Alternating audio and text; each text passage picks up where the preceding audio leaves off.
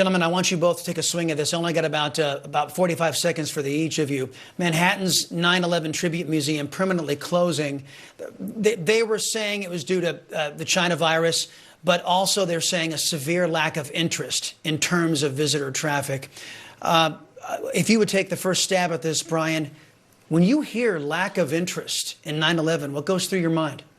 Yeah, this is a travesty. It's an absolute travesty. As Jim will tell you, the Tribute Museum was a treasure in New York, and a hallowed place. It was run by the families, the victims of the tragedy. It had items and things, personal items of the people that died in the towers.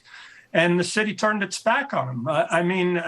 Yeah, okay, so people couldn't come in for a while. That doesn't excuse this museum closing down. And I think the blame lies right in the city. And there's apathy. There's apathy out there with people. They forget. See, and yeah, how do we beat that, Jim? How do we beat that? The worst terrorist attack on our soil.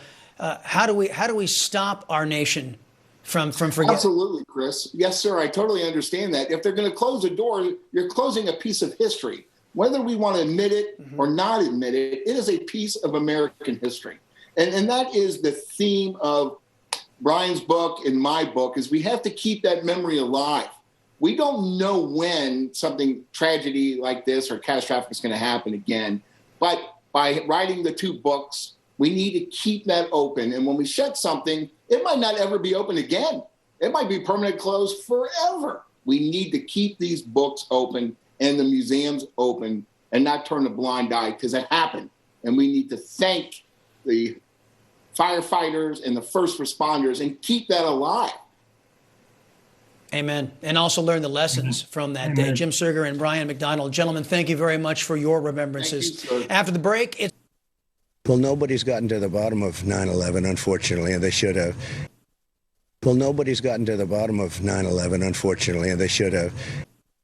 Well, nobody's gotten to the bottom of 9/11, unfortunately, and they should have. Well, nobody's gotten to the bottom of 9/11, unfortunately, and they should have.